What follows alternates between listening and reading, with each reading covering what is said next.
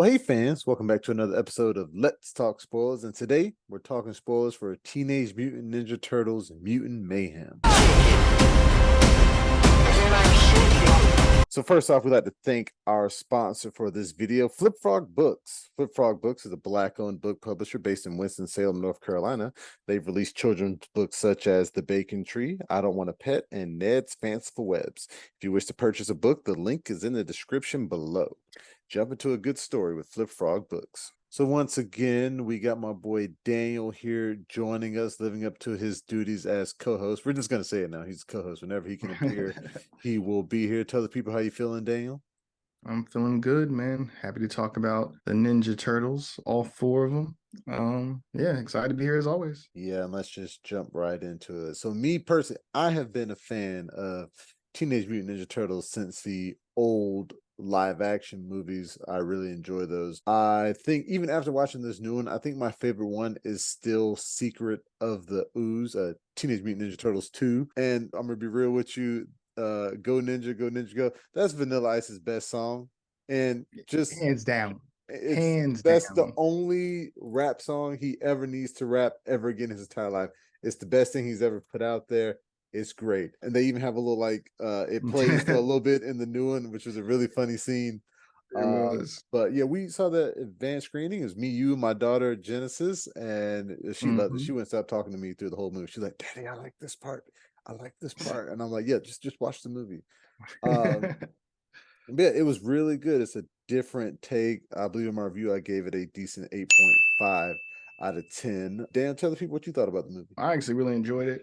I think they did a good job making it accessible to multiple audiences.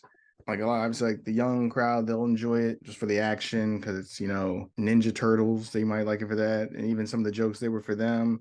Like teenagers and the older crowd, some of the comedy was very dry, just like one of the very first jokes in the movie, when they're talking about humans, which I know is objectively prejudiced, but it's how we were raised. And so that's if you're old enough to know what it means, like what objective and prejudice mean, well, those kind of words, just okay, that's just kind of pretty funny. So I think all around, I really enjoyed it.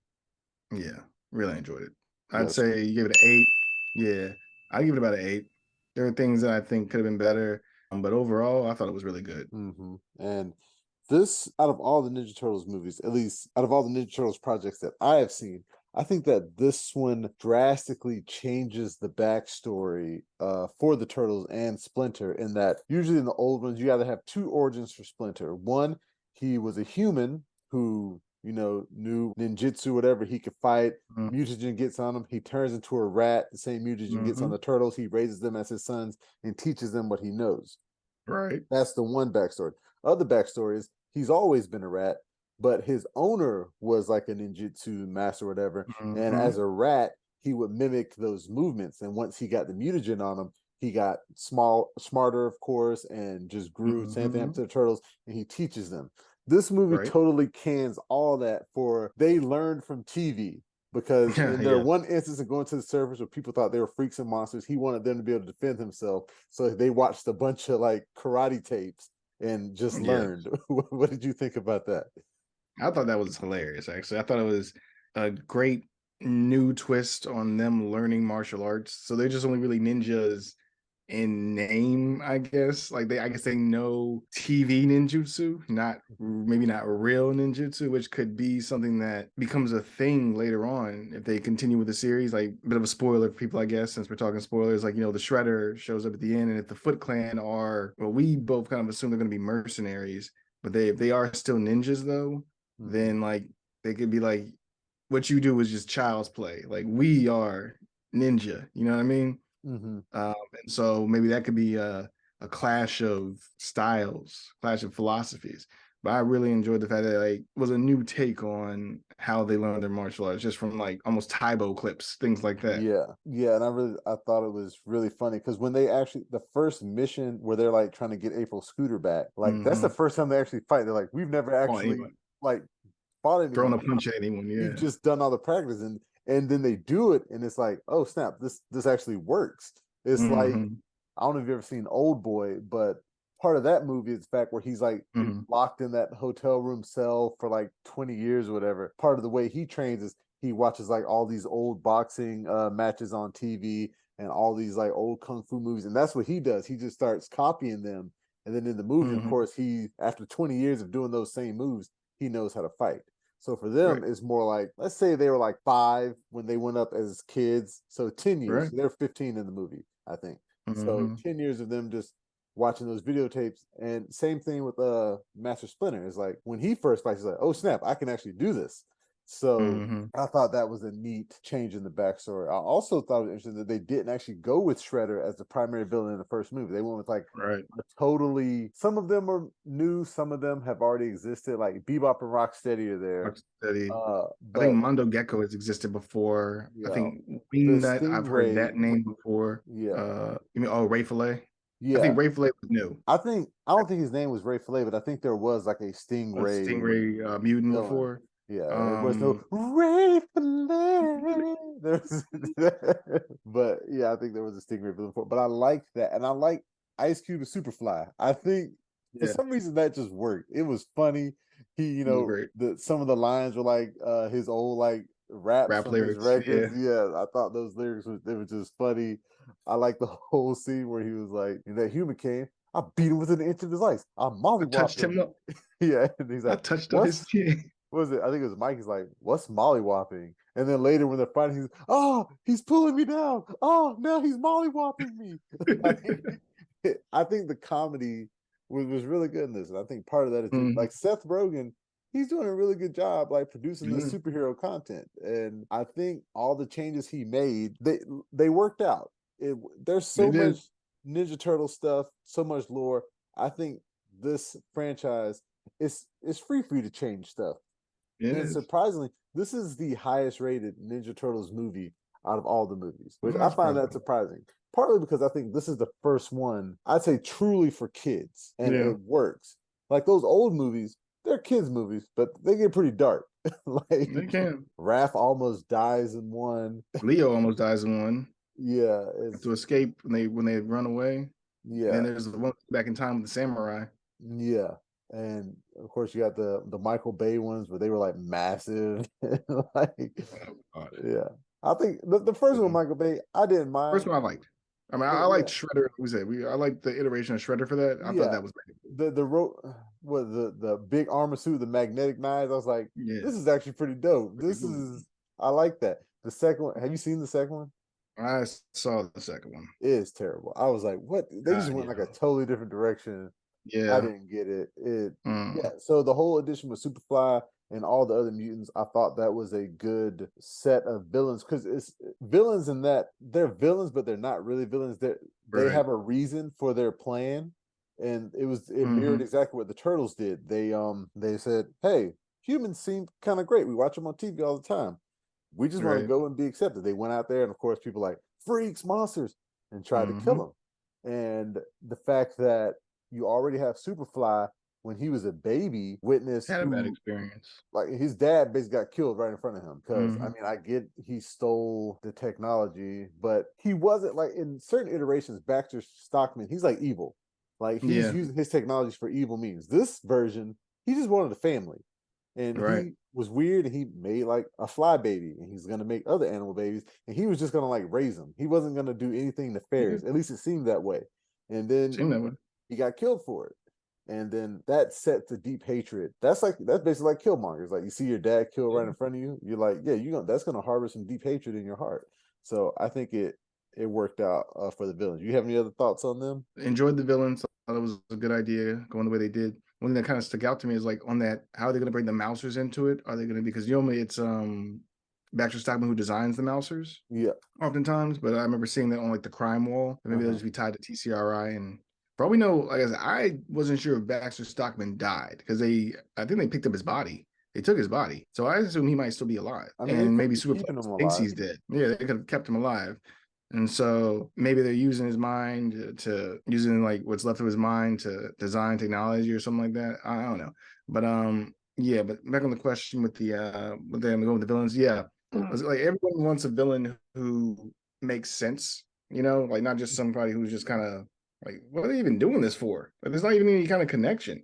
But they do a good job explaining why they're doing what they're doing. They even do a good job explaining like why some of the other villains don't even want to be villains in the first place. They just thought it was like the only way for them to exist, and so that's why they were doing it. So yeah, I thought going the route they did with Superfly, with the rest of the mutants, was a very good job. And I think even though his plan was basically turn all animals on the planet into mutants, so that I probably would have they turned have a lot to, of humans into mutants too, but I don't know.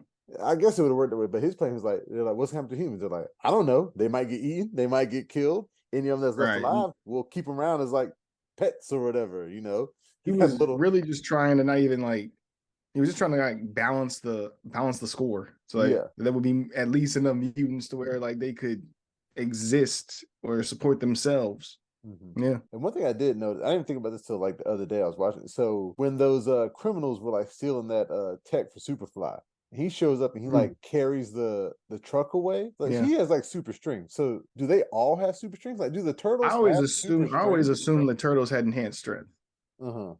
I always assume that. Like their strength was like proportional, almost to like, Kind of like and like, Spider-Man has ants. human spider Yeah. strength, so they have Yeah. human turtle strength or Turtles strength tortoise. have a strong tortoise, or well, I don't know if they're turtles, tortoise, I don't know what I don't know. Superfly called him. He said, "Y'all like some little tortoises, huh?" tortoises or something. And so I've always assumed their strength was enhanced. Because I mean, how else would they have been able to like? Because I mean, like their shells have been cracked before and they heal up. And I don't know enough about turtles. Like if a crack a turtle shell would grow back, I assume it will.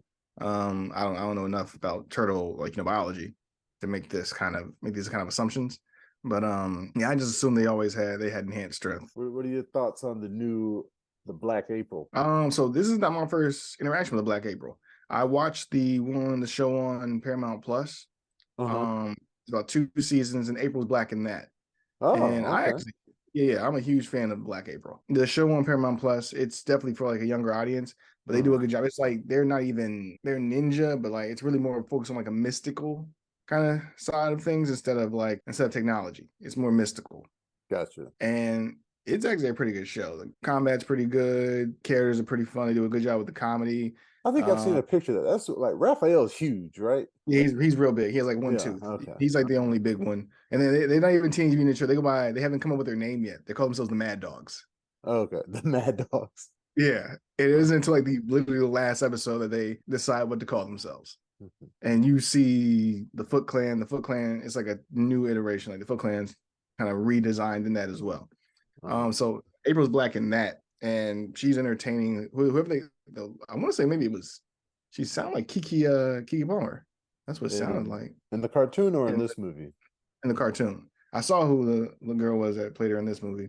But I do enjoy. I like Black April. I think it's a good take, especially like to just kind of make him a little bit more. When I think about it, like when I think about the old Ninja Turtles, I'm like, was there any black people in those? I don't think there were. I think Black April O'Neil is good.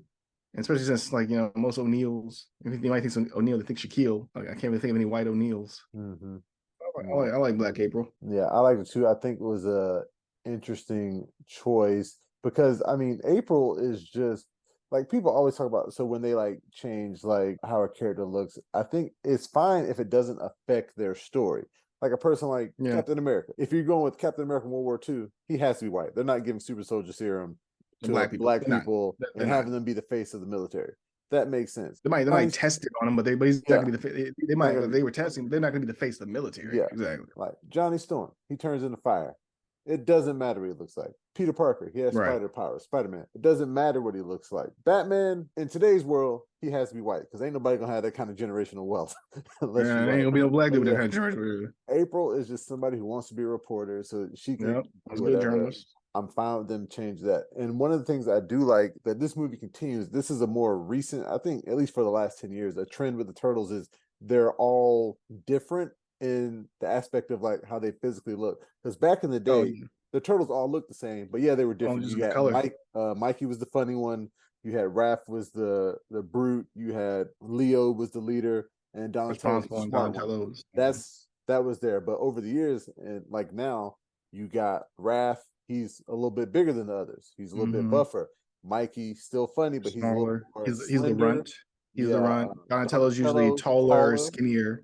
Yeah, and Leo, he's pretty much he's the more archetypical one. Yeah, he's pretty much stayed the same. They're like, this is the archetypical turtle. Everybody else is gonna change.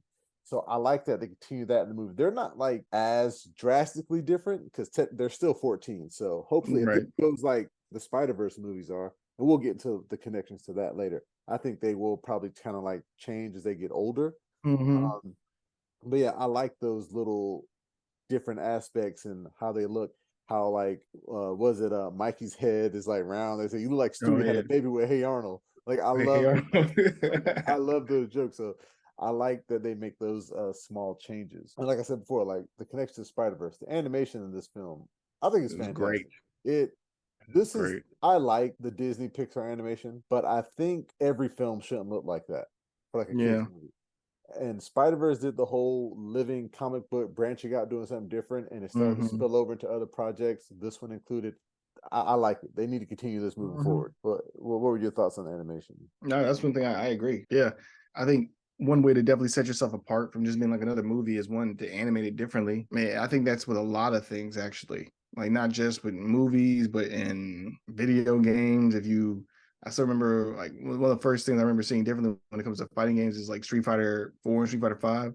They went to more of like almost like a cell shading kind of thing. I just remember it being very much like almost like a brush stroked, almost like it was painted on there instead of it being like 3D characters. And those kinds of things stick out to you. It makes it last in your memory, which is something that you want a movie to do. And I think they did that well with this movie, having it just look decidedly different from any other animated movie that has been out so far. Especially when I think back to the last animated Ninja Turtles movie, the one with like, I don't know, some guy, he was like an ancient warrior and like his generals didn't want to maintain their immortality. Oh yeah.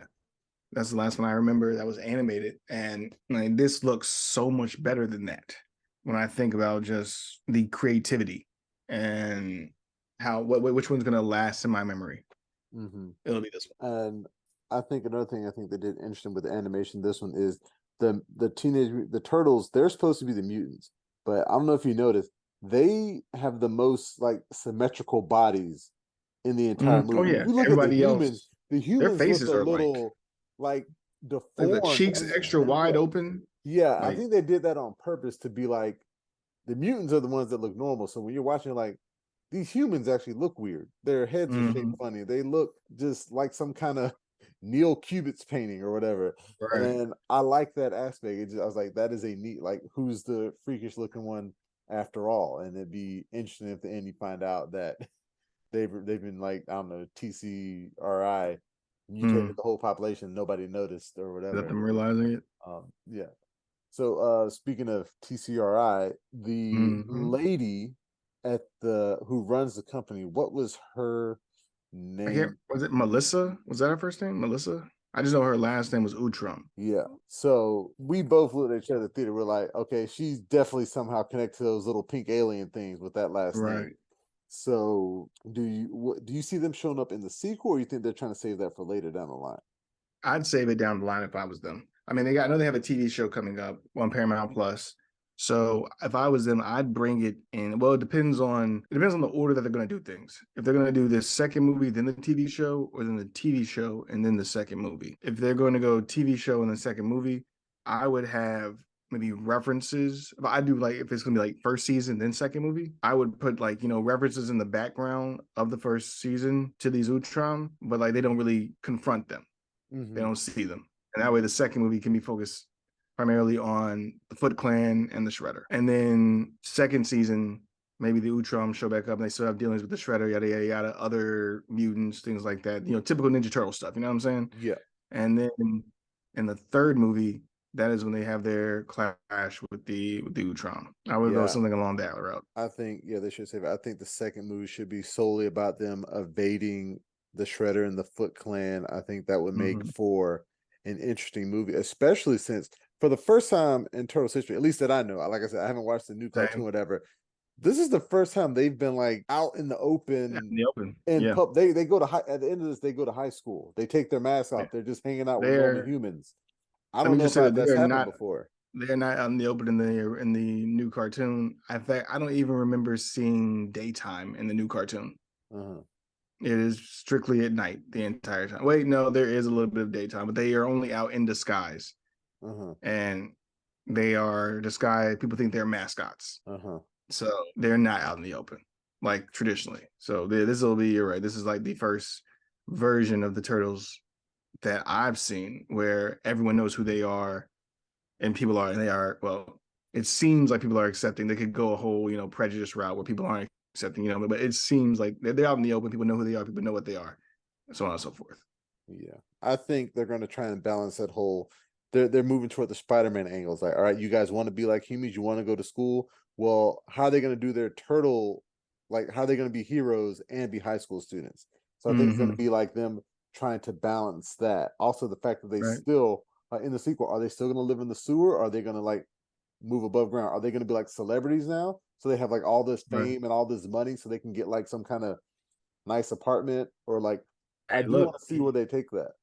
Yeah, Leo's always wanted to do that champagne brunch for Tom Brady, man. I think they should put that. I think they should put all the things they wanted. They should put in the sequel, like them talking about Drake. That dude's a goat. They should just put a little cartoon Drake in there, like hanging out with the turtles. I think all of that, it would be funny, and I think it would elevate them. They're basically living out their wildest dreams before the Shredder crushes it all. And they could also go like the whole, the villain kind of like frames the heroes and makes them look like. I was just gonna say that, yeah. Since if the Foot Clan are still ninja, they could do them things like only the Turtles would have been able to do that since they're ninjas. You know what I mean? Yeah, so we'll see. They got a whole just wide range of opportunities to go. Especially now that they've kind of created their own unique way of going about things. It can really be anything. All they have to do is just kind of, they can kind of go the route that Castlevania went. They have all this different things to pick and choose from. They just design what they want. All they have to do is just make sure, they do a good job of it, make sure it makes sense, and then have some names and faces and abilities that people can say, oh, I remember that. Yeah. Oh, so this is what he's doing this time. Things like that. So I'm pretty sure I already know the answer to this question, but who's your favorite turtle? Oh, Michelangelo, hands down, boy. Michelangelo is the most dangerous of the Ninja Turtles because he is the one. He is the wild card. You know what you're getting from everybody else. From Donatello, you're gonna get the brain, some kind of brainy plan. From Leonardo, traditional martial arts, and from Raphael, you expect brute force and like rush downs. But Michelangelo, is he gonna nunchuck you? Is he gonna come around skateboarding around the room causing a distraction? Is he just gonna cause chaos? You never know. So Michelangelo is my favorite Ninja Turtle. I think over all the years, I don't know if I've actually nailed down which one is my favorite. I've liked them as a group. No, I had to pick one. I guess I do. I guess Mikey's a funny one. Of course, I like the fact that, and from the old movie, the fact that Mikey is so funny, but he is dangerous. It's like, to be a goofball that could kill you, I think is one of the better written aspects about the Turtles. And the fact that he has the nunchaku, and it's almost like surf ninjas when you think about him. It's like, this dude is silly, but you see him fight and it's like, oh, he's dangerous. This is a problem. Like the other ones, I guess, except for Donatello. So like Raph and Leo, you look at them, they have Sai and sword. They look dangerous. Bladed weapons, deadly weapons, But then you see a turtle with like a bow and with none. I guess Mikey, he would look the next dangerous because he has nunchaku. Everybody know about nunchucks. Those things are deadly. Yeah. But you got Donatello with the bow, which has always been like a stick. And I love that they, even in this movie, they like, why am I'm just realizing I have a stick. But it's I just have a stick. That's it. But of course, he uses it and like just beats the crap out of people. Hey, man. I like that. I like that aspect of it, and I like that they're all basically dealing with the fact that we have deadly weapons here, and we're using them for the first time. So yeah, I think I like them all. I don't know if I can actually. I like the group. I do. I guess moving to the next topic. Do you think that the Turtles, and technically they are, but you don't really see these characters that often? Do you think they should develop more of a shared universe around them? What do you mean? Like they bring in like other characters, like in the Marvel universe, you got all these Marvel characters, DC, all these DC characters. With I think what is it? The comics that. Because I think Mirage Comics, they did Mutant Turtles. And what's special about them is I think that the artists and the writers, they got to bring their ideas there, but they still own them. So like the people who wrote Teenage Mutant Turtles, they own those rights, but Mirage put out the comics, at least in the beginning. So I think the only person who I've seen them cross over with is the Ninja Rabbit. What's his name? He's been in like a couple of the cartoons as well. I know what you're talking about. Yeah, the White Rabbit has a samurai sword. Yeah. Yeah. He's from a separate comic, but he's the only person they've ever crossed over to the Ninja Turtles. Oh, see, I didn't know he was from a separate comic. I just thought he was like just a character that was in the Ninja Turtles, like just through that arc.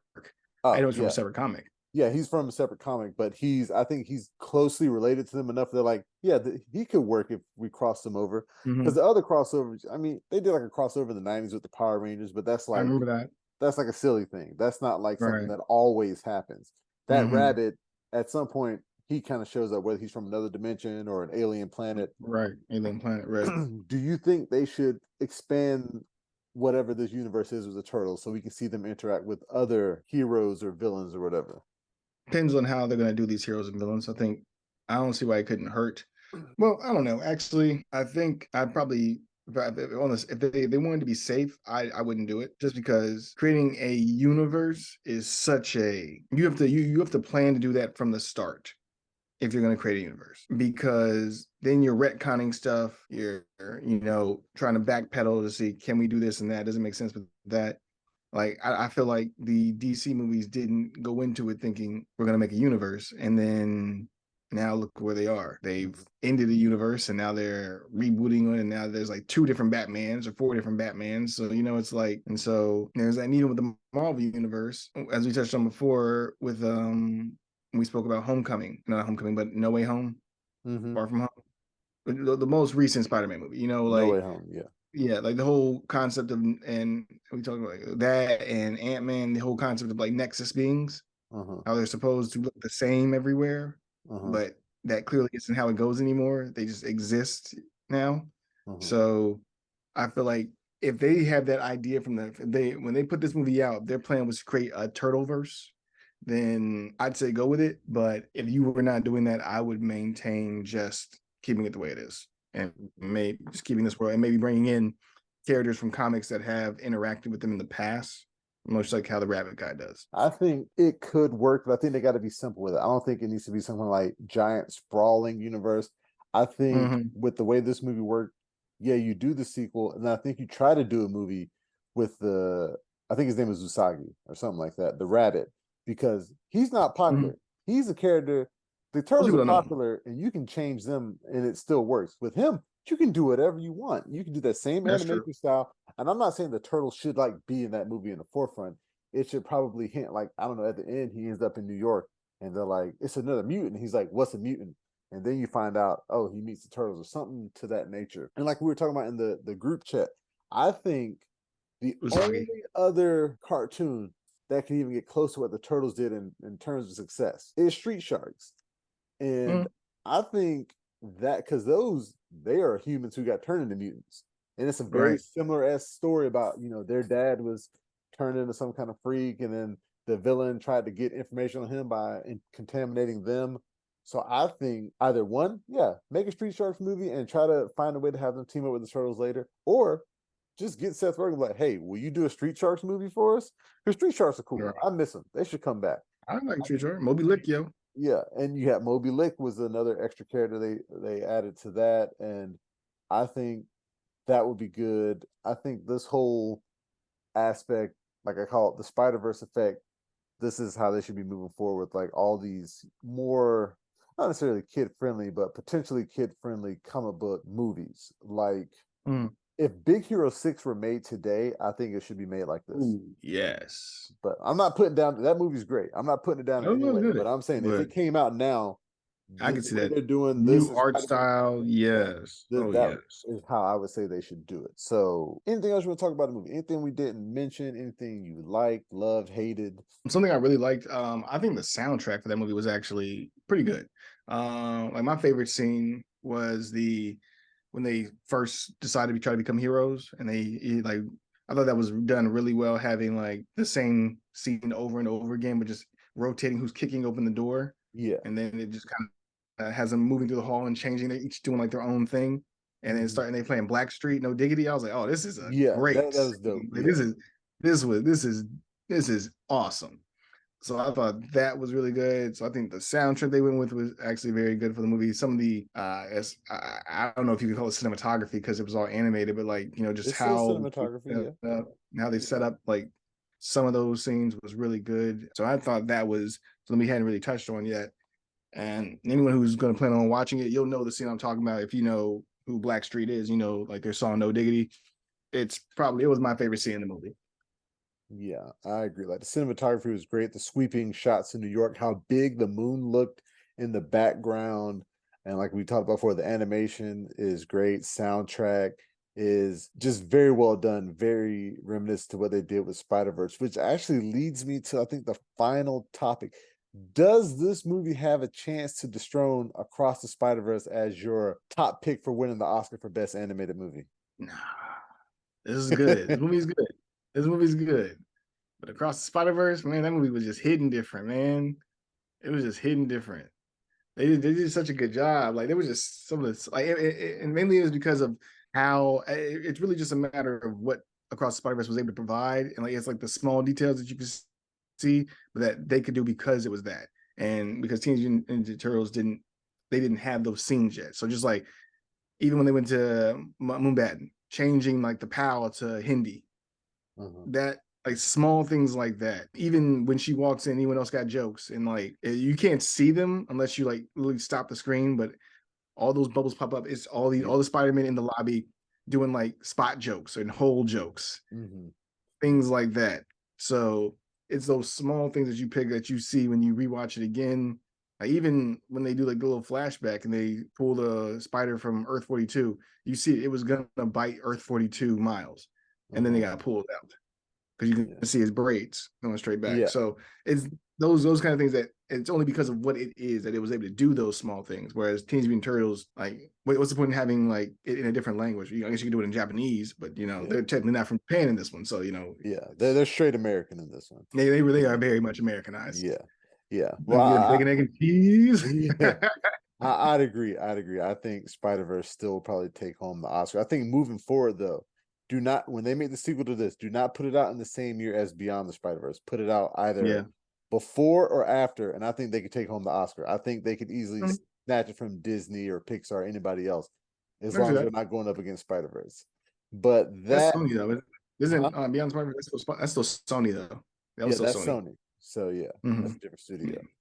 But that will do it for us. I'd like to thank you for joining us for this spoiler talk. Remember, you can read the full review and watch this video on YouTube and the blog, flipfrogllc.com/flixfrog. Remember, you can find us on Facebook, Instagram, Twitter, and Reddit. Daniel, tell the people where they can find you. As always, you can find me on most apps, usually, but primarily I'm on Instagram. I'm on Twitter, but I'm not really on Twitter. But Instagram, KI_D_chocolate, Kid Chocolate, possibly on Threads, you never know. Just trying to stick it to Elon Musk and X or whatever it is now. Jesus, what a trial that Threads is whack. I tried it. I'm all right. Yeah, it's I haven't deleted it yet, but we'll see. It ain't nothing. It ain't a Twitter killer like I thought it was gonna be. Hey, we'll see in about a couple of years. Elon Musk is the only Twitter killer. But that's where you can find me, man. Remember to like, share, and subscribe. Subscribe to the YouTube channel, the Facebook page, the website, anything and everything. Flipfrog Books. Make sure that you subscribe. My next Let's Talk Spoilers is probably going to be Blue Beetle. I like Sholo. I like karate. You got an early screening for that? Cobra Kai. It's Warner Brothers, so probably not. They're probably not going to send it out. I'm not really psyched for it, but I'd go. Yeah, like I said, I like Sholo when he did in Cobra Kai. I'm kind of interested in the movie. I like Blue Beetle, but I'm not really sure like what this movie's going to be. But that's going to be the next Let's Talk Spoilers. So until next time, I'll be seeing you. Peace. I like the way you work it, no diggity. I thought to bag it up. I like the way you work it, no diggity. I thought to